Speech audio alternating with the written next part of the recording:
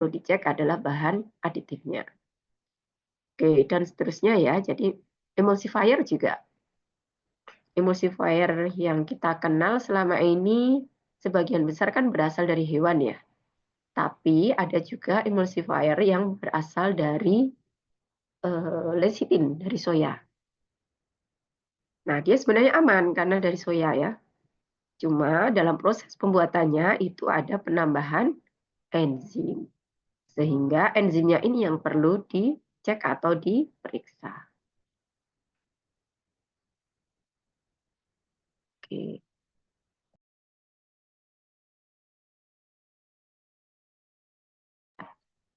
Baik, lanjut untuk bahan yang berupa minyak nabati. Nah, ini yang menjadi titik kritisnya adalah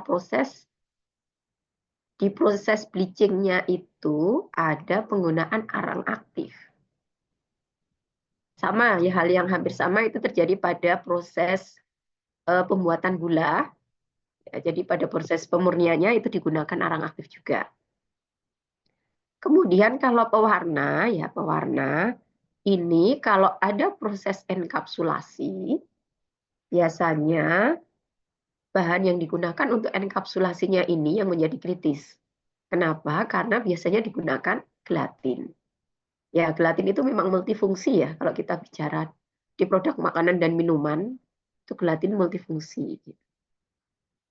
Dan gelatin ini dapat diproduksi dari tulang babi.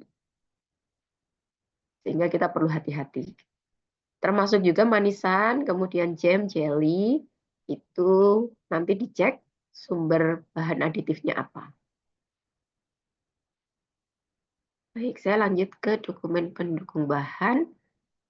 Sebelum itu, apakah ada pertanyaan dulu? Ambil saya tunggu sebentar, 2 menit. Kalau ada pertanyaan.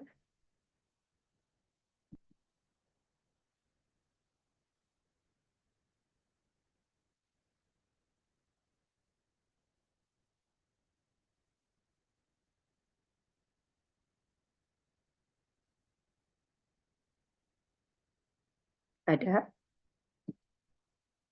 Baik, kalau ada, silakan.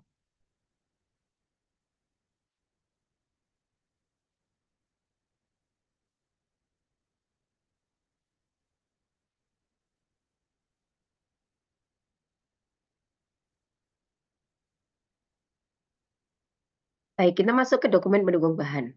Ya. Nah, dokumen pendukung bahan itu yang utama tentu saja adalah sertifikat halal. Tapi kalau untuk yang skema reguler, teman-teman juga boleh menggunakan dokumen lain, ya, dokumen pendukung lain yang bukan berupa sertifikat halal. Jadi nanti dibedakan dengan yang self declare ya. Kalau yang self declare itu karena skemanya sederhana ya. Self declare itu syaratnya kan bahannya harus sederhana dan sudah memiliki SH. Kemudian prosesnya juga tidak kompleks gitu ya. Nah, kalau untuk yang skema pengajuan sertifikat halal melalui jalur yang reguler ini, teman-teman bisa menggunakan sumber dokumen lain yang bukan SH. Tapi syaratnya yang pertama, ini harus valid, ya, valid artinya masih berlaku dan harus dikeluarkan oleh produsen, bukan oleh supplier. Jadi biasanya kalau teman-teman misalnya menemukan bahan gitu ya, ini kok ternyata dokumennya bukan sertifikat halal, boleh nggak digunakan? Cek dulu ke produsennya, tanya ke produsennya. Ya, itu tugas penyelia di suatu pelaku usaha atau di perusahaan gitu ya.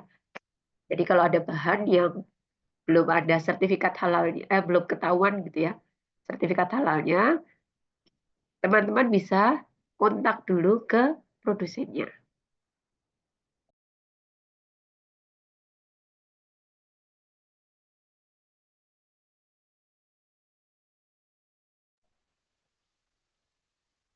Nah, ini untuk kriteria dokumen pendukung bahan. Yang pertama, kalau kategorinya positif list, itu dia tidak butuh dokumen SH ya. Teman-teman bisa cek bahan yang masuk kriteria ini di KMA 1360. Nanti di bawah saya tunjukkan juga. Kemudian yang ini kritis dan harus ber-SH, berarti SH-nya bisa dari BPJPH atau lembaga lain yang diakui oleh BPJPH. Jadi, mulai 2021 itu yang mengeluarkan SH di Indonesia kan memang BPJPH. Tapi sebelum itu, sebelum 2021, itu yang mengeluarkan SH adalah MUI. Sehingga apa? Sehingga sampai sekarang itu masih ada beberapa dan banyak sertifikat halal yang dikeluarkan oleh MUI dan masih berlaku. Jadi catatannya boleh yang dikeluarkan oleh MUI selama masih berlaku. Sehingga kalau teman-teman nanti di lapangan cek sertifikat halal, kalau dikeluarkan oleh MUI, yang harus diperhatikan adalah tanggal kadaluarsonya. Tapi kalau dikeluarkan oleh BPJPH, yang harus teman-teman cek adalah tanggal terbitnya atau masa terbit. Kita biasa menyebutnya masa terbit. Oke, nah kemudian kalau yang kritis tapi tidak harus ber-SH, ini bisa pakai spesifikasi bahan, diagram alir, pernyataan bahwa fasilitas tersebut bebas babi, kuesioner, dan lain-lain. Tapi syaratnya ini hanya untuk bahan-bahan yang tidak masuk di kategori 2. Ya. Jadi kalau untuk bahan-bahan yang kritis, ini SH itu sifatnya adalah wajib. Oke, nanti kita lihat bersama. Nah, ini KMA 748. KMA 748 ini isinya adalah bahan-bahan yang wajib bersertifikat halal. Jadi di dalam KMA 748 ini, di lampirannya itu sudah tertulis bahan-bahan apa saja yang wajib SH-nya ya. Jadi wajib memiliki SH gitu. Ini ada daftarnya secara garis besar, tapi detailnya tentu saja teman-teman perlu cek di KMA-nya.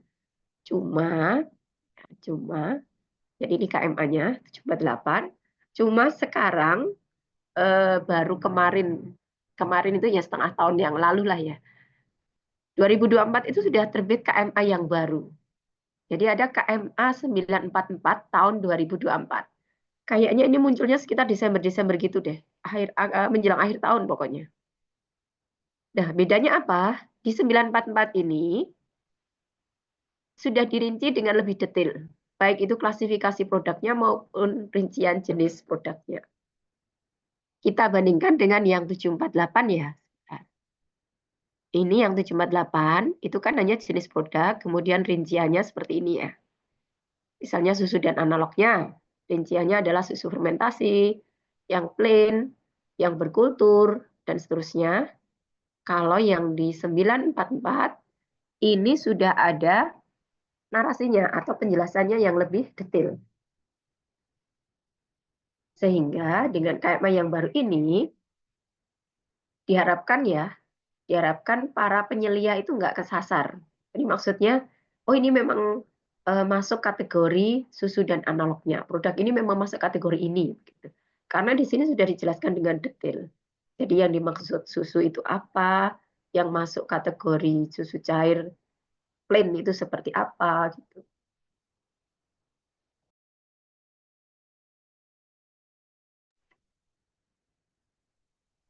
Baik. Nah ini contoh yang lain. Jadi untuk produk-produk serealia itu juga sudah di breakdown lagi ya, lebih dijelaskan apa saja yang masuk kategori ini. Nah, ini ada keterangannya, di sini ada jenis produk bakery. Jadi bakery masuknya dalam serealia dan produk serealia. Oke, ini yang 944. Nah, kita masih bicara produk yang wajib bersertifikat halal. Teman-teman bisa mendapatkan KMA ini di webnya BPJPH. Jadi masuk ke webnya BPJPH, kemudian nanti masukkan aja kata kunci KMA. Coba nanti kita lihat di bawah ya, saya tulis enggak ya, saya agak lupa ini. Ya. Oke, ini saya mulai dulu untuk validasi dokumen. Jadi teman-teman kalau mau nyari sertifikat halal bisa melalui link-link ini. Yang dari BPJPH itu selain dari webnya BPJPH bisa masuk ke Info Halal.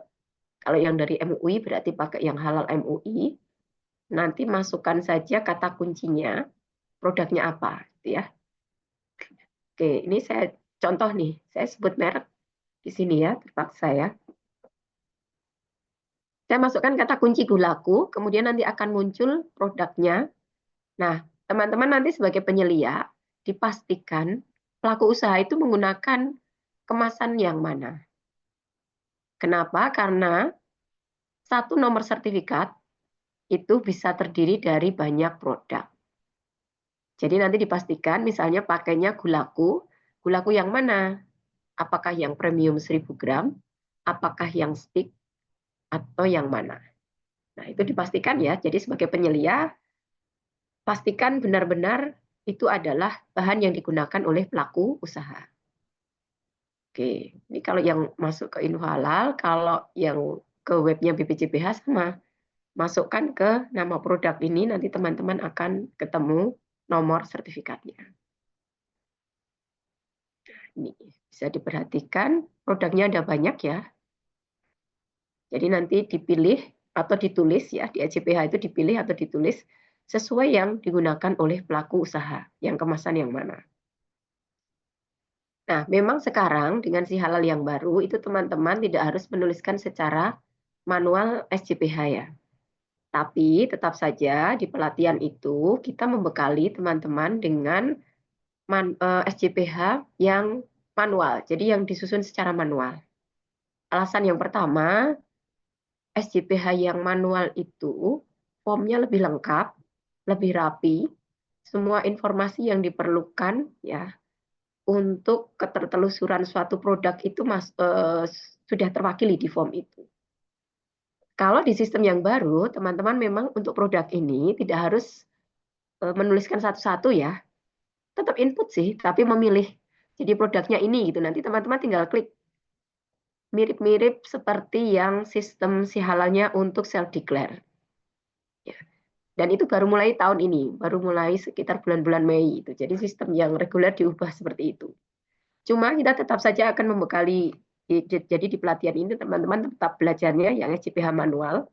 Jadi in case waktu-waktu programnya diubah lagi gitu ya, sistemnya diubah lagi, teman-teman sudah punya pegangan. SJPH-nya kan tetap seperti itu, ya. Karena di webnya BPJPH sendiri, form SJPH yang lama itu juga nggak dihapus, jadi masih tetap ada. Ya, artinya kan lebih baik kita belajar basicnya. Nanti kalau mau aplikasi, pengembangan dan lain-lain, teman-teman sudah tahu basicnya apa dan itu yang dipegang. Ya, baik ini yang halal MUI. Lanjut. Oke. Nah, dokumen lain yang saya maksudkan itu bisa berupa flowchart, sertifikasi bahan, COE, kemudian ada pernyataan fasilitas bebas babi. Kita lihat satu persatu. Oke, yang pertama ini. Ini kalau sertifikat halal itu diterbitkan oleh lembaga di luar negeri. Syaratnya apa? Syaratnya lembaga itu harus yang sudah diakui oleh BPJPH. Nah, jadi BPJPH itu sudah punya daftar namanya LHLN ya, lembaga semacam lembaga pemeriksa halal yang di luar negeri gitu ya, yang sudah diakui oleh BPJPH. Kalau teman-teman ingin tahu apa saja lembaganya, ada di webnya BPJPH ya. Ini contoh saja, jadi ini adalah contoh sertifikat halal yang berasal dari luar negeri, tapi yang valid ya. Valid itu artinya lembaganya ini diakui oleh BPJPH. Apa saja informasi yang masuk ke situ? Nih, ada informasi lokasi dari produsennya, informasi produknya, nomor dan masa berlaku sertifikat. Baik, yang kedua itu kalau dokumennya berupa fasilitas pernyataan ya, pernyataan bahwa fasilitas ini bebas dari babi, dari penggunaan babi. Nah, ini bisa juga dibuatkan pernyataan seperti ini. Oke, contohnya ya ini. Kemudian contoh lain ini adalah pernyataan tentang sumber etanol yang digunakan. Jadi di surat ini dinyatakan bahwa etanol yang digunakan itu bukan berasal dari Homer. Ya, ini ada ya. Jadi tidak ada penggunaan bagian dari animal, tidak ada bahan-bahan yang alergen ya sifatnya menyebabkan alergi. Kemudian kenapa di sini ada gluten free? Biasanya gluten itu termasuk juga bahan yang memicu alergi ya. Jadi di beberapa orang sih, nggak semua. Tapi memang kalau di luar itu orang-orang biasanya aware dengan ini, yang free dari gluten gitu. Oke, selanjutnya spesifikasi. Nah, spesifikasi itu termasuk juga jenis dokumen yang lain. Spesifikasi ini seperti apa sih kalau misalnya teman-teman beli produk gitu ya. Terus kan biasanya nemu ada selembar kertas misalnya. Selembar kertas itu isinya deskripsi produknya seperti apa, kemudian sifat-sifat kimia, sifat-sifat fisika, bagaimana penyimpanannya, terus produknya itu sebenarnya terdiri dari apa sih komposisinya. Nah, itu yang disebut dengan spesifikasi bahan. Dan itu harus dikeluarkan oleh produsen ya. Dan infonya juga harus lengkap. Gitu. Baik, kalau yang tadi yang ini yang contoh yang dokumen spesifikasi yang lengkap, kalau yang ini yang tidak lengkap ya. Kenapa kok tidak lengkap? Karena di sini ada kapsikum ekstrak, tapi tidak ada informasi pelarut yang digunakan untuk ekstraksinya. Ya, silakan diperhatikan dulu. Oke.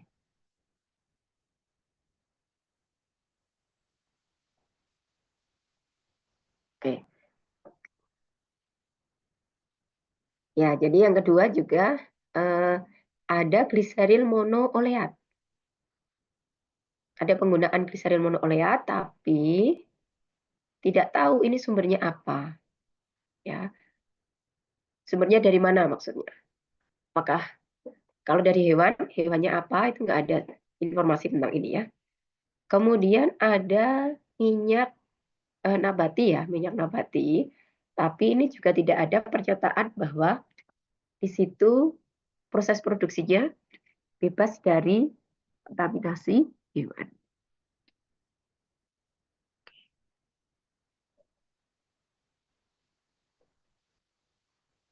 Baik.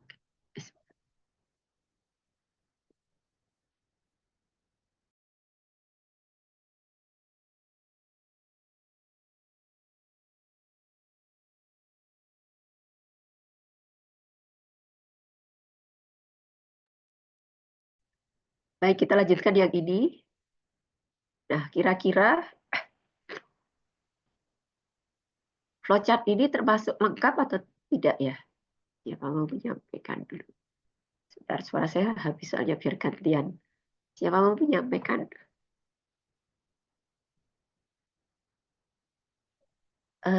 Arnudita, coba. Arnudita hadir nggak ya? Oke. Suara kamu kok kecil?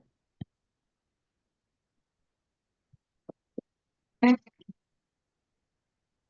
tes, tes. Kedengaran tidak Ibu? Kedengaran tapi masih kecil. Teman-teman yang lain gimana? Agak dekat mungkin. Sekarang Bu, ini soalnya speaker laptopnya emang agak error Bu. Sudah cukup terkenal, terdengar Mbak, Oh, dibantu. jadi di ini ya Bu, yang proses chat gitu Bu.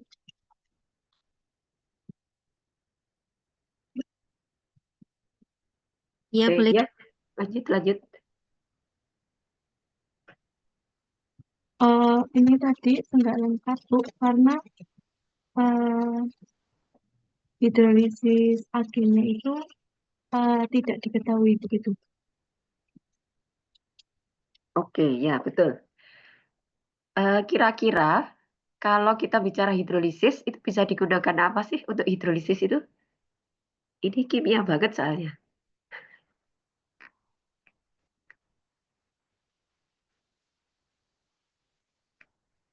Masih ingat nggak? Untuk pemecahnya dengan bantuan air mungkin, Bu. Iya, betul. Ya, itu reaksi hidrolisisnya. Tapi biasanya air saja kan tidak cukup kuat ya, jadi butuh bantuan katalis. Nah, pertanyaannya, katalis apa yang biasa digunakan? Karena titik kritisnya di situ.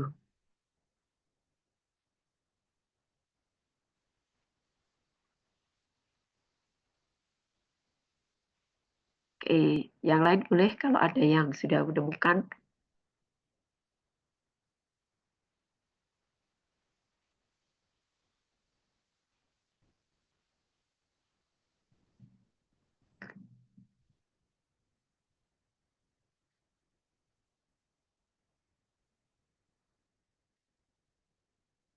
Oke, sebentar ada yang mau jawab ini. Asam kuat, Bu, atau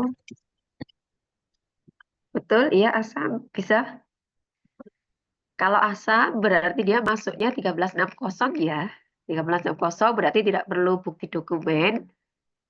Oke, ini ada yang menjawab asam dan enzim, betul. Nah, masalahnya kalau enzim berarti teman-teman perlu dokumen ya yang memastikan bahwa enzimnya itu aman ya. Oke oke ya betul betul sip sip ya. Nah baik kita lanjut nih. Makasih ya Nudita. Kita lanjut ke dokumen pendukung lain yang bukan sertifikat halal. Oke silahkan dibaca sebentar. 2 menit ya untuk membaca dulu sambil teman-teman merecall kembali ingatan. Ini kan metodenya sudah teman-teman kenal semua ini.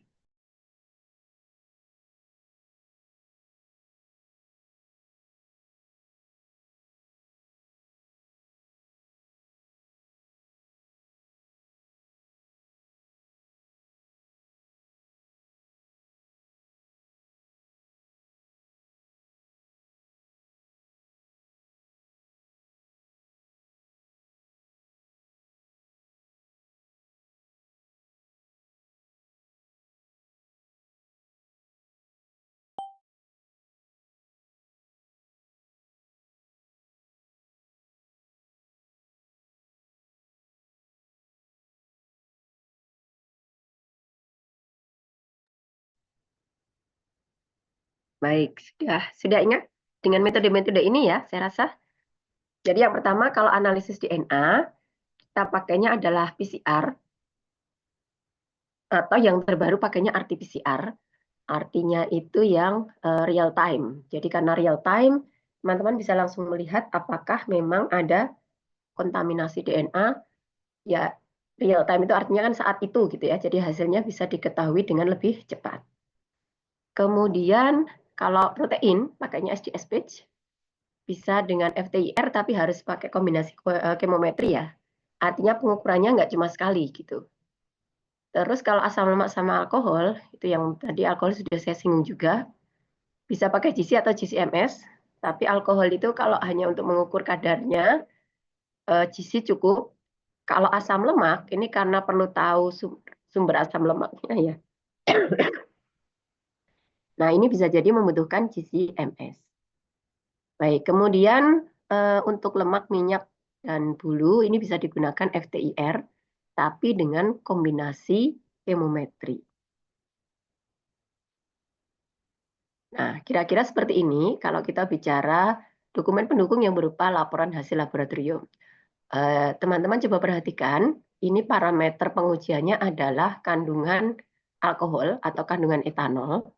Kemudian silahkan diperhatikan hasilnya bagaimana. Ya, metode yang digunakan ini satuannya adalah persen volume. Mungkin ada salah satu yang bisa menjelaskan ini sampel 1, 2, 3 ini kira-kira statusnya jadinya gimana ini? Boleh atau enggak ini ya? Silakan 2 menit untuk memperhatikan datanya, kemudian siapa mau menyampaikan. Tak perlu saya tunjuk ya, biar nggak ngantuk.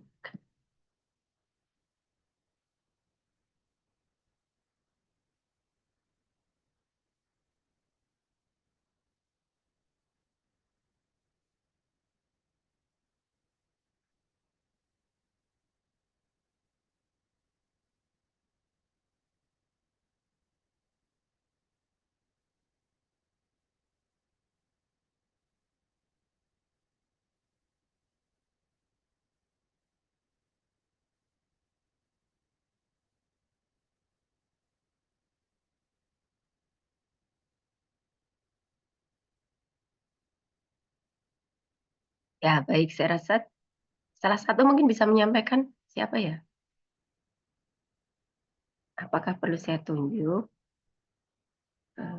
Sebentar. Novia mungkin mau menyampaikan? Iya, Oh ya, sebenarnya silakan. izin untuk mencoba menjawab ya Bu ya. Ya, silakan. Dari hasil lab yang saya tahu adalah kadar etanol yang diperbolehkan misalnya dalam suatu makanan atau minuman itu kurang dari 0,5. Nah, kalau dilihat dari ketiga hasil tersebut, di situ ada dua yang mungkin tidak diizinkan karena hasilnya itu di 3,19 dan 0,66. Jadi untuk hasil kedua karena masih lebih rendah daripada 0,5, mungkin hasil itu masih bisa dipertimbangkan untuk lanjut pengurusan halalnya. Seperti itu. Ya, betul Novia. Jadi ini saya lupa menuliskan ya. Jadi limit deteksinya kalau ini itu teman-teman mungkin juga pernah ini ya tahu ya ada limit deteksi. Limit deteksi itu artinya minimal sorry batas minimal alat itu bisa membaca sampai berapa gitu. Nah limit deteksinya kalau ini kemarin saya tanyakan itu sekitar 0,1%. Ya. Kalau yang sebelumnya, ketika saya analisis etanol itu pernah limit deteksinya 0,4, 0,48 gitu. 0,48 kan sudah di bawah 0,5 ya. Jadi waktu itu memang ada laporan, salah satunya laporannya di situ tertulisnya tidak terdeteksi. Tapi tidak terdeteksi itu artinya kan memang sudah di bawah 0,5 karena dia limit deteksinya 0,48. Nah ternyata di alat yang lebih baru ini, dia limit deteksinya itu bisa sampai 0,1%. Makanya yang 0,28 kan tetap kebaca ya, yang produk nomor 2 ini. Jadi betul yang dikatakan Novia, yang produk nomor 2 ini masih oke, karena ini di end produk ya, produk akhir, kadar alkoholnya atau etanolnya itu kurang dari 0,5. Sementara yang produk nomor 1 ini kan 3 koma nih, lumayan ini, 3 koma, kemudian yang produk nomor 3 ini 0,6, ini sebenarnya sudah mepet ya, hampir 0,5, tapi tetap aja kan lebih, jadi nggak bisa diterima. Gitu. Nah, laporan hasil lab ini yang perlu dilampirkan, terutama kalau ini untuk produk-produk hasil fermentasi. Ya, tadi kita membahas sekilas ya, ada produk yang dari etanol, kemudian ada fermentasi lanjutan, itu nanti akan menjadi asam asetat. Nah, perlu dicek nanti apakah benar gitu ya, asam asetatnya ini kadar etanolnya memang sudah sesuai dengan yang disyariatkan. Kalau belum gimana? Ya kalau belum berarti tidak bisa diajukan sertifikat halalnya. Artinya pelaku usaha berarti harus memperbaiki dulu. Ya, kembalikan ke pelaku usaha. Dia mau nggak memperbaiki proses fermentasinya. Entah bagian mana yang harus diubah supaya nanti di end product itu kadar etanolnya harus kurang dari 0,5%. Itu ya. Oke, makasih Novia. Bu, mohon izin. Saya ingin bertanya, Bu. Ya, silakan. Eh, Beberapa kali tuh di sini di Bandung apalagi itu sering ya, bukan kayak misalnya makanan Korea yang lagi hits itu ya, Bu. Itu kan ada yang namanya itu eh, bumbu yang terfermentasi itu. Saya sering kali melihat dia itu ada logo halal, tapi kenapa kadar alkoholnya itu 5%, lebih dari 5% waktu itu tuh berapa ya? Sekitar di 4, berapa ditulisnya persen gitu. Apakah itu emang berbeda dengan 0,5 VV yang tadi atau emang itu dihalalkan atau dia asal ngambil halal ya Bu ya? Itu Novia menemukan kadarnya itu di mananya? Komposisi jadi di depannya itu apa sih produknya namanya saya lupa itu yang apa sih saus samjang gitu ya ya itu ada gitu Bu yang saus merahnya itu jadi dia Hmm? di depannya tuh tulisannya tuh ada kadar alkoholnya itu tulisannya tuh 4,8%, tapi dia logonya halal gitu. Oke, tapi itu logo halalnya logo halal Indonesia ya? Indonesia Ada nomor serinya enggak? ada. MUI lagi, dan dia dijualnya itu di supermarket besar ya istilahnya di sini tuh. Jadi bukan supermarket yang memang khusus barang impor enggak, tapi supermarket biasa yang ya supermarket yang lumayan lumayan berjamur kalau di sini gitu, Bu. Hmm. Ya, Apakah itu berbeda? Mungkin dengan itu kan tadi ada tulisan persenan terus VV ya, itu ada ukurannya ya. Kalau di situ kan memang tidak ada tulisan VV yang tadi, artinya hanya kadar 4,8%. Nah, itu tuh. hmm. Oke, oke, ya. Jadi V per V itu maksudnya volume per volume ya. Karena Oke. biasanya, karena ini memang sampelnya cair, Novia. Jadi ini minuman sampelnya. Minuman, hasil fermentasi ya. Kemudian dicek kadar alkoholnya. Makanya volume per volume. V per V itu maksudnya volume per volume. Karena kita bicara sampelnya cair, kemudian alkoholnya kan berarti analisisnya juga berupa berapa persen dari sampel cair itu. Gitu. Ya. Tapi yang 0,5% itu mestinya kan secara total ya, secara general ya. Nah, kalau ada yang kasus yang dijumpai Novia itu, sebenarnya mungkin next time gitu ya, termasuk teman-teman juga, kalau ada logo halal, kemudian ada nomornya, teman-teman bisa cross check dulu sebenarnya. Yang dimasukkan nomornya. Jadi apakah memang beneran dia sudah tersertifikasi halal atau belum? Kadang-kadang kan teman-teman mungkin pernah juga menjumpai labelnya ditempel, tapi nggak ada nomornya. Iya ada. Nah, Tapi itu apakah juga makanan itu berbeda, Bu, dengan minuman, Bu? harusnya sebenarnya sama 0,5 Harusnya itu sama kan ya? ya, ya Oh, total ya. 0,5 berarti untuk di Indonesia standarnya segitu emang udah untuk makanan minuman memang segitu ya, Bu Iya, ya? Jadi dan itu harusnya ya di produk akhir ya, dan itu produk akhir. produk akhir. Produk akhir maksudnya kan kadang dari bahan baku kan Mm-mm. di tengah-tengah ada produk antara dulu, kemudian dari produk akhir. Nah, kalau ini 0,5 itu harus sudah di produk akhir. Gitu. Oke. Makanya tadi yang minuman tadi itu contoh fermentasi, sebenarnya dia fermentasinya asam astat gitu ya. Tapi ternyata masih ada sisa alkohol yang Tahu. belum diubah menjadi asam asetat. Oke. Dan kadarnya ternyata masih melebihi 0,5%. Makanya kan itu tadi termasuk contoh yang tidak diizinkan, yang 2 sampel itu. Gitu dong ya. Ya, jadi kalau teman-teman semua nanti misalnya menjumpai ada logo gitu ya. Kalau sekarang kan jangan hanya langsung percaya dengan logo, tapi cek dari nomor sertifikat halalnya ya. Gitu. Karena logo itu kadang kadang cuma nempel juga sih, tetangga saya itu juga ini curiga juga itu, tapi masa mau saya tegur nggak enak ya. Tapi di Bu. lapangan masih seperti itu, tapi paling nggak kita berhati-hati ya. Betul. Ya, baik. Terima kasih, Bu. Sama-sama. Terima kasih juga Novia. Saya malah belum pernah menjumpai yang produk gitu-gitu. Jadinya Kalau malah di nambah. sini banyak, Bu. Sesungguhnya apalagi sekarang kan mulai generasi baru ini kan lebih suka makanan-makanan yang unik ya, Bu. Itu kan makanan yang istilahnya neutralisasi dari luar ya. Nah, mereka Ya, asal diambil terus habis itu ya yang kita kan mungkin ya kalau anak-anak muda masih asal ada logo halalnya. Nah, waktu pas karena mungkin saya ibu rumah tangga jadi saya lebih itu ke komposisi waktu pas saya lihat, oh kok ini masih gitu. Jadi mungkin sih itu sih yang jadi hal yang mungkin rancu ya itu. ya betul. Ya memang harus hati-hati berarti kita ya. Tetap. Saya dulu eh, kalau di luar itu lebih tricky lagi ya teman-teman. Saya pernah beli beli bakery gitu ya. Kami sudah dipesan sih. Jadi kalau di luar itu mereka lebih jujur. Mereka membuat daftar gitu ya. Emulsifier yang dicurigai itu berasal dari hewani. Dan karena nggak tahu hewannya apa, akhirnya ya sudah kita sepakat pokoknya dari fatwa ini sih, fatwa imam masjid di sana gitu ya. Itu termasuk yang di garis merah gitulah, di bold merah. Jadi kalau ada kode E471, 472 gitu ya, itu di bold merah, hati-hati. Itu dihindari.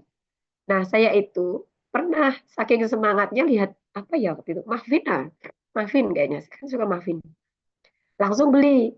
Begitu sampai rumah baru saya cek, waduh, 471, aduh, ini nih, karena hewannya kan nggak tahu ya, itu tuh hanya sumber emulsifier hewani gitu loh di daftarnya itu, sementara hewannya apa nggak tahu. Nah, biasanya supaya hati-hati kalau di luar itu kita cari yang emulsifiernya yang misalnya sumbernya lecitin atau soya gitu, yang nabati. Karena memang di luar kan produk halal logo halal itu kan belum yang akan masif seperti di Indonesia ya. Di Indonesia pun kan juga baru mulai 2021 gitu. Tapi dari kehati-hatian kita akhirnya ngambilnya ya sudah kita cari yang produk nabati supaya aman. Makanya kalau yang E271, 272 itu karena dari hewani sudah pokoknya dihindari. Ya akhirnya mafinya terpaksa saya relakan kasihkan ke teman saya yang non muslim gitu. Terus pernah juga kita dapat di lab itu dapat macam apa ya, jelly gitu, produk kayak permen ya. Nah itu teman satu lab saya langsung bilang gini, Esti, kamu nggak boleh makan ini. Dia bilang gitu. Terus tak tanya, emang kenapa? Kan ada gelatinnya. Kamu kan nggak boleh, kamu kan nggak tahu. Oh iya sih, ya udah buat aku ya. Dia bilang gitu. Ya saya diselamatkan oleh teman saya. Terus dia sambil ketawa-ketawa gitu sih. Tapi artinya bahkan yang orang non muslim pun di sana juga aware kalau emulsifier yang hewani itu bagi muslim itu akan lebih berhati-hati. Itu ya. Baik, Bu, lanjut. sekali lagi boleh izin Hmm. bertanya, Bu. Kalau pembahasan halal ini kan sertifikasi halal ini berarti kalau boleh saya bilang tuh di Indonesia itu lebih baik ya, Bu, kayaknya daripada di luar ya. Kalau di luar tuh kan walaupun ada halal, saya Thailand lah atau Malaysia atau itu berarti eh, standar kita tuh lebih tinggi ya, Bu ya. Iya, memang betul. Tadi Hmm. kan di narasumber sebelumnya sudah disampaikan ya, Bu Iman atau Pak Frida ya, yang menyampaikan kalau standar halal kita memang lebih tinggi. Hmm. Jadi Malaysia itu punya Jakim. Jakim itu sudah diakui juga oleh BPJPH sebenarnya ya. Kemudian kalau kita bicara Thailand, Thailand itu punya Prof. Vinay Dahlan yang di Chulalongkorn University. Itu eh, dia sampai 20 tahunan kalau nggak salah ya. Dia kayak ketua halal centernya di Chulalongkorn gitu. Tapi tahun kemarin katanya beliau sudah digantikan oleh yang lain. Jadi saya ketemu asisten beliau dan asistennya itu bilang, kayaknya akan sulit mencari pengganti Prof. Vinay itu. Nah, Prof. Vinay ini sebenarnya adalah cucunya Pak Ahmad Dahlan. Jadi keluarganya Pak Ahmad Dahlan itu kan dari putranya ya kalau nggak salah sampai cucunya itu tinggal di Thailand. Dan akhirnya yang Prof. Vinay ini yang mengembangkan halal di Thailand itu sampai cukup masif lah. Sampai semua orang kayaknya tahu kalau oh ya di Thailand itu ada Prof. Vinay yang mengembangkan halal center gitu. Betul, karena di Indonesia itu kehati-hatiannya cukup tinggi. Gitu. Ya, baik gitu ya Novia. Terima kasih. Saya lanjutkan teman-teman. Suara saya kok habis ya? Saya ada latihan sebenarnya supaya nggak teman-teman nggak ngantuk. Ya, saya lanjutkan dulu ke dokumen ya. Ini beberapa contoh saya ambilkan dari kasus di lapangan. Ya, ini yang apa ya hazard analysis atau ini bisa masuk COA ya, Certificate of Analysis atau Hazard Analysis. Jadi ini ceritanya waktu itu ini ya kemasan untuk makanan. Salah satu komponennya itu menggunakan bahan kimia ini. Itu.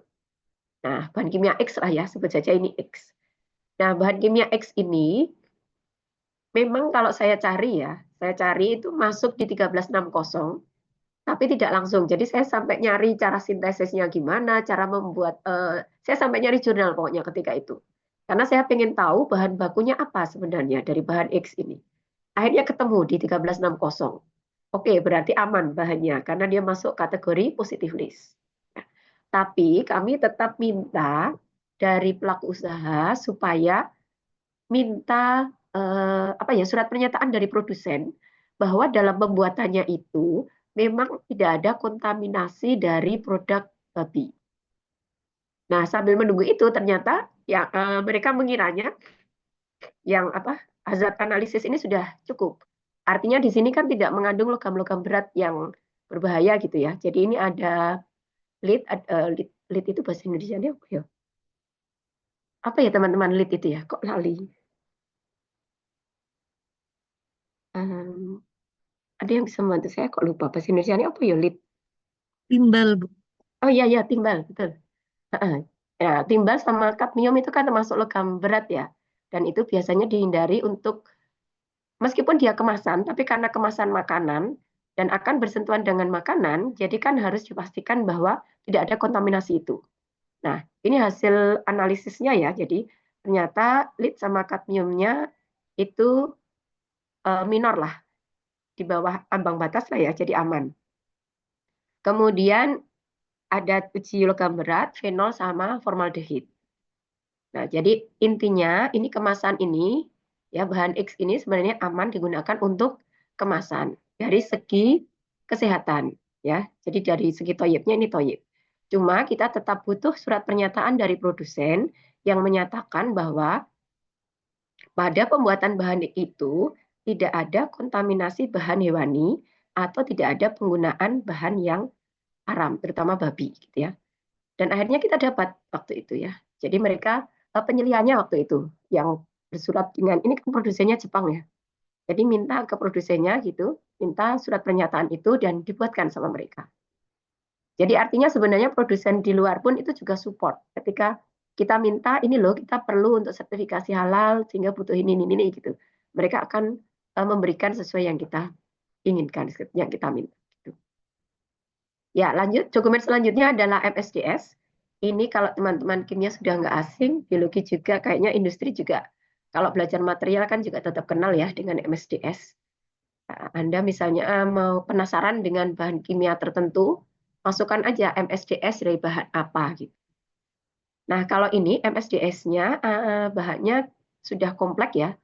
Jadi di sini ada air, kemudian polivinil asetat, kemudian vinil asetat dan seterusnya. Nah, ini ada komposisinya, di MSDS itu ada komposisinya. Kemudian teman-teman perhatikan di sini ada CAS number. Ya, nanti di bawah saya jelaskan CAS number itu apa, karena dia masuk di KMA 1360. Oke, jadi ini MSDS, ini termasuk juga supporting dokumen ya, dokumen yang bisa digunakan kalau kita bicara tentang bahan. Ini contoh lain dari MSDS ya. Teman-teman perhatikan juga di sini selalu ada CAS number-nya. Karena ini kayak nomor KTP lah jadinya ya, tapi nomor KTP untuk bahan kimia tertentu. Nah, biasanya saya kalau mau cek apakah bahan kimia ini masuk positif list, ini kan namanya panjang banget nih. Kalau mau memasukkan kata kunci, ini kan yo susah ini kalau ini ya. Kalau yang atas saja kayaknya masih gampang nih, polivinil, oh tapi panjang juga. Jadi kalau saya biasanya, saya masukkan CAS number-nya ke 1360 ini. Jadi di KMA 1360, ini isinya kan positif list ya. Yang saya berikan contohnya di sini buat sekian dan seterusnya, tapi yang halaman 2-nya kan ada ini. Bukan halaman 2, sorry. Halaman selanjutnya, entah halaman berapa ya. Jadi untuk bahan kimia hasil sintesis anorganik dan organik, ini ada yang namanya chemical abstract service atau CAS number. Saya biasanya kalau mau search, masukkan saja CAS number-nya, karena itu lebih mudah, lebih cepat ketemu daripada memasukkan namanya.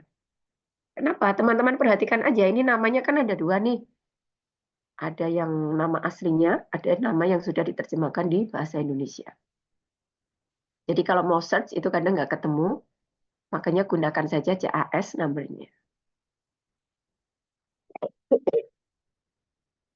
Nah, CAS number itu apa? Dia adalah nomor yang unik ya, yang merupakan identitas dari bahan kimia tertentu. Dan di sini dikatakan ini hanya didesain untuk satu substance. Artinya setiap chemicals itu akan mempunyai CAS number yang berbeda. Ya, makanya ini kayak sidik jarinya si bahan kimia itu gitu, karena akan beda-beda. Nomor identitasnya lah ya. Oke, nah CAS number ini kalau saya biasanya saya pakai kalau mau search tadi di 1360 karena lebih gampang. Nah, jadi saya masuk ke mana? Ke ini. Kemudian saya search, kemudian nanti baru nemu. Gitu caranya. Baik, nah ini yang tadi saya sampaikan, teman-teman bisa mendapatkan berbagai macam KMA, itu di webnya BPJPH ya. Jadi yang 1360, 748, kemudian yang terbaru 944, itu di sini ada semua. Silakan nanti dicek yang 1360 itu lampirannya bisa daftar bahan kimianya itu bisa sampai sekitar 3.000-an ya, 3.000 4.000 gitu. Tapi kemudian dari BPJPH itu sudah dibuatkan infografisnya seperti ini. Jadi ini baru secara garis besar ya. Yang masuk positive list itu bahan nabati, macamnya ini, kemudian bahan hewani, fermentasi mikroba itu termasuk di dalamnya tape, tempe, oncom, kemudian bahan air alam, misalnya air sumur gitu ya. Kemudian bahan olahan yang tidak berisiko itu seperti kapas, kemudian kasa, kemudian polimer-polimer sintetik. Kalau ini bahan plastik ya sebenarnya ya, jadi bahan bakunya plastik itu sebenarnya kan resin ya. Resinnya itu bisa berasal dari PP, polipropilin maupun PE, polietilen biasanya. Itu untuk bahan plastik. Kemudian kalau bahan tambang ini jelas aman ya. Ini masuk klasifikasi selanjutnya. Terus, nah yang banyak ini bahan kimia. Kenapa kok banyak? Masalahnya nggak cuma amonia saja ya, tapi amonia dan turunannya. Jadi semua turun-turunannya itu juga di list di dalam 1360 itu. Ya nggak usah dihafalkan kalau ini, nanti buka kepean aja. Oke. Baik, ini contoh ya. Jadi kami itu pernah mau ngecek ya teflon. Teflon itu kan digunakan di proses produksi. Kemudian kita pengen tahu apakah teflon itu masuk positive list atau enggak. Jadi search dulu ya, bahan bakunya teflon itu apa sih? Ternyata monomernya ini, tetrafluoroetilen. Nah, tetrafluoroetilen ini, cek dulu CAS numbernya berapa. Setelah ketemu CAS numbernya berapa, baru cek di KMA 1360. Kalau ada di situ ya berarti memang benar masuk di positive list. Itu ya. Nah, kalau masuk positive list artinya dia kan tidak perlu dokumen ya karena dia sudah dinyatakan bahan yang tidak perlu sertifikat halal gitu. Tapi begini teman-teman, bahan-bahan yang masuk kategori positive list itu juga boleh di-SH-kan. Boleh ya. Itu ya. Jadi kalau nanti ternyata ada bahan yang masuk KMA 1360 kok di-SH-kan ya nggak apa-apa. Tapi kan dia sebenarnya memang aman gitu. Oke, contoh kedua ada asam sitrat. Nah, asam sitrat ini kan juga aman ya, masuk positive list. CAS number-nya ini dicek di KMA 1360 ada. Cuma kemudian kita juga perlu cek kalau untuk bahan makanan ya, kalau asam sitrat ini digunakan untuk produksi makanan atau minuman, berarti harus dipastikan asam sitratnya ini adalah yang food grade. Gitu. Nah, ini biasanya ada surat keterangan tertentu. Itu sebagai penyelian nanti bisa dirunut ke produsennya. Gitu ya. Karena kadang-kadang auditor juga akan ngecek sampai di sini, apakah memang asam sitrat yang digunakan ini aman gitu ya. Karena tadi salah satu syarat bahan yang digunakan untuk makanan dan minuman itu tidak berbahaya bagi kita, bagi manusia yang mengkonsumsinya. Gitu ya. Oke, ini yang terkait dengan positive list ya. Saya masuk ke ternyata aku sudah hampir habis di waktu saya. Oke, sekarang masuk ke form yang ada di SJPH. Nanti setelah ini teman-teman akan belajar SJPH yang manual ya, yang form manual.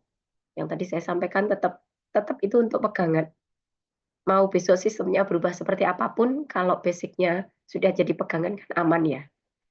Nah, bahan itu nanti masuk di lampiran 5 dan lampiran 6, lampiran 7, sama lampiran 8. Tapi yang paling penting memang 5 sama 6. Jadi lampiran 5 ini isinya adalah semua bahan yang digunakan pada proses produksi. Artinya kalau nanti teman-teman praktek menjadi penyelia gitu ya di pelaku usaha, semua bahan yang digunakan pada proses produksi harus dimasukkan ke sini. Bahan baku, bahan tambahan, bahan penolong semua harus masuk. Plus bahan alternatif. Apa maksudnya bahan alternatif? Contoh, minyak goreng. Pelaku usaha PU biasanya pakai merek Bimoli. Tapi dia pernah juga pakai merek Sanko. Terus kapan itu ternyata yang diskon menurut dia Tropical. Berarti dia kan pernah pakai 3 jenis minyak goreng itu ya. Nah, berarti 3 jenis minyak goreng itu harus dituliskan ke dalam daftar bahan. Masukkan 3-tiganya, begitu ya. Jadi sewaktu-waktu pelaku usaha itu akan menggunakan bahan yang berbeda gitu ya. Maksudnya nggak selalu bimoli terus gitu. Kadang-kadang pakai Sanko, kadang pakai Tropical. Kadang kan ada yang PU bilang tergantung ini ya diskon gitu misalnya. Tergantung Bu yang di sana ngasih diskon yang mana gitu. Kita beli yang ada diskon. Oke, berarti masukkan aja semuanya. Kenapa? Karena sertifikat halal itu kan berlaku selamanya ya. Selama tidak ada penggantian bahan. Nah, kalau sampai bahan yang dimasukkan ke dalam lampiran 5 ini berbeda dengan bahan yang digunakan, artinya PU menggunakan misalnya yang tertulis di sini bimoli, ternyata PU-nya menggunakan yang Sanko. Gitu. Nah, itu kan sudah masuk kategori mengganti bahan. Untuk menghindari itu, biasanya kita sarankan sudah semua bahan berarti bahan alternatifnya masukkan sekalian. Gitu. Baik, ini dilengkapi semua ya, teman-teman. Ini harus dilengkapi semua. Nah, ini tadi nomor sertifikat halal, masukkan juga. Masa berlaku, kalau dari MUI berarti yang dimaksud adalah masa berlaku. Kalau dari BPJPH adalah masa terbit. Oke, kemudian nanti ini, dari nomor 5 ini, nomor 5 yang kolom kedua ya, yang nama dan merek, ini dikopas saja, masukkan ke lampiran 6, yang nama bahan. Jadi kan jumlah bahan yang di lampiran 5 sama lampiran 6 kan harus sama. Ya. Nah, setelah itu baru dibuat checklistnya. Jadi bahan ini digunakan untuk produk yang mana. Tuh. Ini contoh saja sih, misalnya daging, jengkol, rendang jengkol itu pakai bahannya apa? Jengkol, gula kristal, dan seterusnya. Nah, kolom keterangan ini biasanya diberi, bisa dituliskan nomor ya, nomor dan produk. Biasanya kalau produknya itu cukup banyak. Jadi ini kalau ditulis nama produk satu-satu terlalu panjang, akhirnya diberi nomor saja. Nama produknya nomor 1 sampai 12 misalnya. Nah, nanti di keterangan dituliskan nomor 1 itu nama produk apa, 2 apa, dan seterusnya. Oke, begitu. Lampiran 7-nya adalah catatan pembelian bahan. Jadi sebagai penyelia teman-teman kan harus cek juga nih pembelian bahan. Tanggal berapa, jumlahnya berapa, bahan yang dibeli berapa. Gitu. Oke, kemudian yang terakhir pemeriksaan ya. Oke, pemeriksaan ini kan kalau bahan datang, misalnya dicek dulu sesuai atau enggak nih dengan bahan yang dipesan. Kalau sesuai berarti tuliskan sesuai. Ya, baik, kira-kira itu yang bisa saya sampaikan. Ternyata waktunya sudah hampir habis, tinggal 4 menit ini Mbak Faza ya. Ya, baik. Saya kembalikan ke Mbak Faza. Terima kasih banyak Bu Esti atas materinya. Ini diberikan kesempatan teman-teman bertanya satu pertanyaan terakhir untuk materi terkait bahan dan dokumen pendukung. Kiranya ketika nanti diharapkan jadi penyelia tahu apa aja yang perlu dibutuhkan atau disiapkan di pengisian manual SJPH-nya. Ada yang raise hand kayaknya Mbak Faza ya. Maaf Mbak, izin bertanya. Oh iya, Iya, silakan. izin bertanya terkait dengan limit deteksi tadi Bu. Ini sebenarnya saya takut jadi mispersepsi saja Bu. Jadi sebelumnya itu kan pernah juga dapat materi terkait dengan hal ini. Nah, terkait dengan limit deteksi itu kan kalau dari fatwa MUI kan 0,5% batasnya ya Bu. Nah, itu saya dulu pikirnya kan memang karena apa namanya karena tidak memabukkan gitu. Kalau saya lihat di internet juga alasannya itu. Nah, dulu pernah dapat materi kalau ternyata alasannya bukan itu karena alatnya itu yang tidak bisa mendeteksi alkohol di bawah 5%. Jadi otomatis kayak kalau kadarnya di bawah 5% atau 0,5% otomatis bakal ketulisnya tidak ada alkohol gitu kan. Nah, terus saat itu juga dapat materinya kalau misalkan karena memang alat saat itu kan belum ada yang di bawah 0,5%, sehingga kalau misalkan di kemudian hari ada alat yang lebih canggih itu dibilang bahwa mungkin peraturannya itu akan berbeda lagi ya, bisa jadi peraturannya bukan 0,5% tapi lebih ke limit deteksi alat yang baru mengikuti itu. Nah, ini saya takut jadi mispersepsi saja, Bu. Mungkin bisa dijelaskan, Bu, apakah alasannya itu karena memang tidak memabukkan atau karena alatnya, Bu? Oke ya. Jadi kalau definisi Homer sendiri itu kan yang memabukkan memang ya. Fermentasi Homer itu kan berarti memang Homer itu kan yang memabukkan gitu.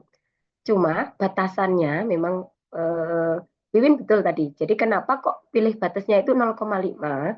Memang karena alat yang digunakan untuk deteksi waktu itu ya, itu dia masih bisa membaca sampai 0,5.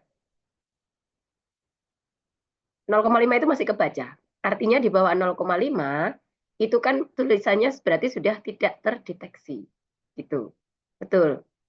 Nah, yang saya sampaikan tadi itu kan memang juga baru banget, baru bulan kemarin. Jadi ada kemungkinan memang nanti, tapi yang merumuskan fatwa kan MUI. Kami kan hanya apa ya, pengguna ya jadinya. Jadi itu yang merumuskan adalah MUI, kita patuh pada fatwa itu. Gitu, Wiwin. Jadi tapi memang betul yang Wiwin sampaikan tadi. Dasarnya itu. Ya, jadi kalau terkait fatwa ya kita manut MUI pasti ya. Selama masih ditetapkan itu ya oke berarti ya. Gitu ya. Oke. Oke, baik saya rasa waktunya habis ya teman-teman. Nanti penjelasan tugas lapangan kayaknya masih masuk lagi sih. Ini Pak Dali sudah join juga. Jadi saya rasa itu dari saya teman-teman. Saya berharapnya teman-teman ini ya bisa mengambil manfaat sebanyak-banyaknya selama 2 hari ini. Kemudian semuanya bisa lulus juga ya. Jangan lupa besok ada post-test, siap-siap post-testnya. Terima kasih semuanya. Saya akhiri. Assalamualaikum warahmatullahi wabarakatuh. Assalamualaikum warahmatullahi wabarakatuh. Terima kasih banyak atas waktu dan materi yang disampaikan, Bu Esti.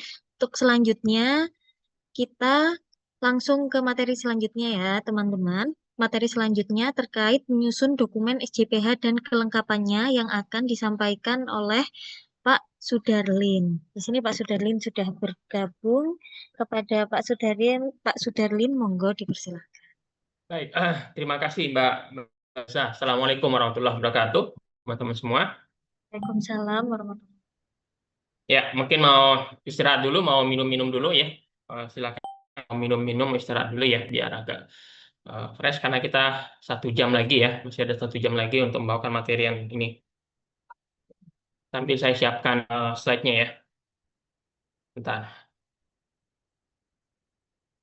1 jam ya, Mbak Fasa ya. Iya, benar Pak. 1 Iya. jam. Ya, sambil saya siapkan slide-nya ya. Nih, ini Ki, izin menyampaikan ya Pak, di kolom Iya. chat ini ada daftar hadir untuk teman-teman bisa sekalian mengisi daftar hadir Oh iya, boleh ya. di Ya, link. daftar hadir dulu mungkin ya. Oke. Ya. Ini sambil monggo dimulai Ya, materi. saya siapkan dulu ininya ya. Oke Pak, terima kasih. Dan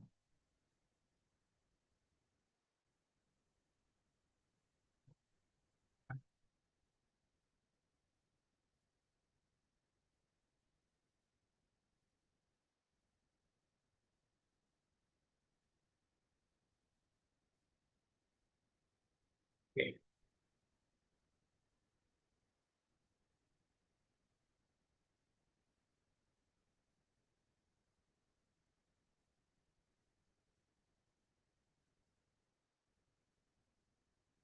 Oke, slide-nya sudah kelihatan ya, Mbak Fasa ya? Oke, sama Pak. Teman-teman semua, kita mulai ya. Assalamualaikum warahmatullahi wabarakatuh. Alhamdulillahirrahmanirrahim. Wassalatu wassalamu ala rasulillah. La haula wala quwwata illa billah. Alhamdulillah, sore hari ini ya, kita bisa melanjutkan sesi materi untuk pelatihan penyelia halal untuk teman-teman mahasiswa. Ya, ada beberapa program alhamdulillah bisa mengikuti kegiatan pada 2 hari ini ya. Semoga teman-teman semua bisa maksimalkan kegiatan ini ya, sehingga nanti bisa menjadi penyelia khususnya untuk MK yang profesional gitu ya. Nah, di sesi ini kita akan belajar bagaimana cara membuat dokumen CPH ya, dan kelengkapannya dan beberapa lampiran-lampirannya nanti ya. Sekira di materi awal tadi sudah dijelaskan ya tentang SCPH itu apa, kemudian beberapa hal-hal yang harus ada dalam SCPH ya, termasuk tadi dijelaskan oleh Ibu Esti tentang bagaimana terkait dengan bahan ya yang akan kita cantumkan dalam SCPH. Nah, hari ini saya akan bahas lebih detail lagi secara keseluruhan terkait dengan SCPH. Ya, terkait dengan dokumen SCPH ya. Oke, yang pertama tujuan untuk sesi kita ini adalah harapannya adalah teman-teman ya sebagai calon penyelia halal nanti pengetahuan, memiliki keterampilan dan juga sikap kerja, kemampuan kerja yang dibutuhkan sehingga teman-teman itu bisa terampil mampu membuat dokumen SCPH ya, karena salah tugas teman-teman sebagai penyelia halal nantinya yang mendampingi PU atau pelaku usaha itu adalah bisa membuat dokumen penerapan SCPH termasuk lampiran-lampirannya, kelengkapannya ya. Dan itu adalah salah satu kompetensi yang memang ditetapkan di SKKNI ya. Ada 6 kompetensi yang dimiliki oleh seorang penyelia halal, dan yang pertama adalah mampu untuk membuat dokumen SCPH ya, termasuk lampiran-lampirannya. Ya, itu yang kita pelajari pada sesi ini gitu kan ya. Nah, terkait tadi dengan SKN ini ya, nomor 1 tadi itu ada perinciannya lagi ya, ada perinciannya lagi ya. Kapan kemudian seorang penyelia halal disebut mampu, disebut terampil membuat dokumen SCPH? Yang pertama ini ada 3 poin ya, kemudian dianggap mampu. Yang pertama tentu bisa mengkategorikan ya pelaku usaha itu nanti masuknya ke ruang lingkup usaha ya.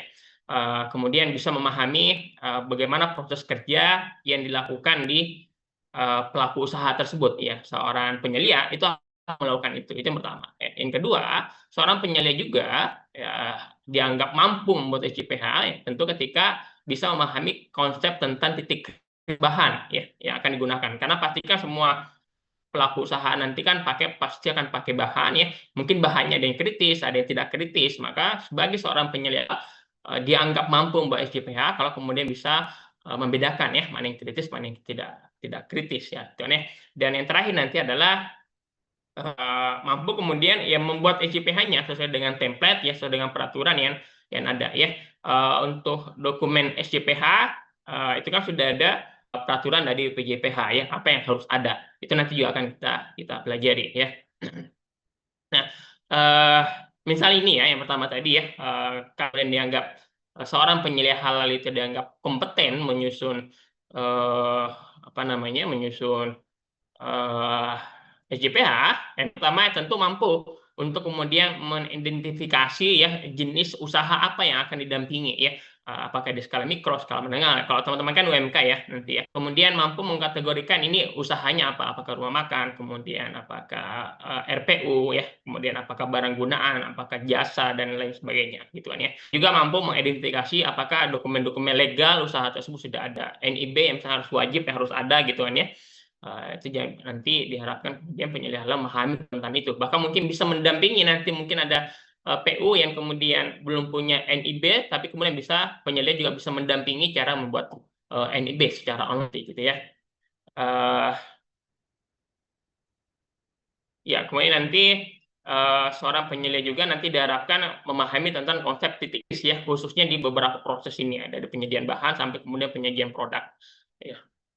Seorang penyelia halal diharapkan memiliki kompetensi itu ya. Kalau kompetensi itu sudah dimakan, nanti dianggap kompeten untuk membuat SCPH ya. Kemudian terakhir nanti akhirnya kemudian bisa membuat dokumen SCPH-nya gitu kan ya. Oke. Ada sebenarnya beberapa tugas ya yang harus kemudian kita lakukan ketika kita ingin menjadi seorang penyedia yang mampu membuat SCPH. Biasanya kita melihat kondisi dulu ya, PU-nya apakah semua tahap-tahapnya sudah sesuai atau ada yang belum sesuai ya. Kita ke eksplorasi dulu ya, apa yang perlu diperbaiki ya di PU yang perlu kita dampingi. Nanti kita bisa buatkan tabel seperti ini, sehingga nanti kita bisa dampingi lebih detail lagi, lebih lengkap lagi apa yang kemudian perlu kita perbaiki di dokumen SCPH yang nanti akan dibuat oleh PU-nya. Ya. Nah, ini contoh bagaimana caranya kita membuat atau mengidentifikasi apa yang perlu kita perbaiki dari PU yang akan kita dampingi ya. Jadi misalnya contoh ya, kita cek misalnya bagaimana bahan-bahan ya yang tersedia di PU yang akan kita dampingi ya, apakah bahan-bahannya itu kritis atau ada yang tidak kritis ya. Kalau misalnya bahan-bahannya ada yang kritis, apakah kira-kira bahan-bahannya itu sudah dengan SH atau belum ya, sama seperti yang Bu Esti tadi ya. Nah, itu tentu harus teman-teman pahami sebelum membuat SCPH ya. Kalau teman-teman tidak paham konsep ini ya, maka nanti teman-teman tidak bisa membuat dokumen ya. Jadi konsep kritis tidak kritis yaitu harus teman-teman pahami sebelum nanti membuat SCPH. Nah, akhirnya kalau potensi itu teman-teman sudah pahami, akhirnya nanti teman-teman dianggap kompeten untuk membuat dokumen SCPH. Apa dokumen SCPH itu? Nah, dokumen SCPH itu adalah dokumen yang merekam ya perencanaan yang itu menggambarkan bagaimana ya perusahaan atau pelaku usaha itu memenuhi kriteria SCPH ya. Kriteria SCPH ada teman-teman? SCPH ada berapa kriterianya? Halo? Ini boleh tanya jawab ya? Pak, boleh. Oke. Ada berapa teman-teman komponen SCPH? Saya kira tadi sudah disampaikan ya di sesi sebelumnya. SCPH dari komitmen dan tanggung jawab, kemudian ada bahan, ada proses produksi, kemudian ada produk, ada evaluasi ya, dan kejualan manajemen. Kan ada 5 ya. Nah, jadi bagaimana manual SCPH yaitu memuat kelima komponen tadi ya yang dijalankan oleh pelaku usaha. Ya. Jadi ada 5 komponen utama itu. Di sini kayaknya ada. Nah, ini ya, tidak ada 5 komponen yang harus dicantumkan ya, harus dimuat atau dijelaskan secara rinci. Sorry, kok loncat ya. Oke, ini ya. Yang pertama ada komitmen dan tanggung jawab ya. Nanti saya akan jelaskan lebih detail lagi nih ya. Nanti akan saya berikan contoh bagaimana cara membuat komitmen dan tanggung jawab. Jadi pelaku usaha ini harus memiliki komitmen ya. Komitmennya itu, sorry kok bisa loncat sendiri ya. Bentar ya, sorry. Sepertinya ada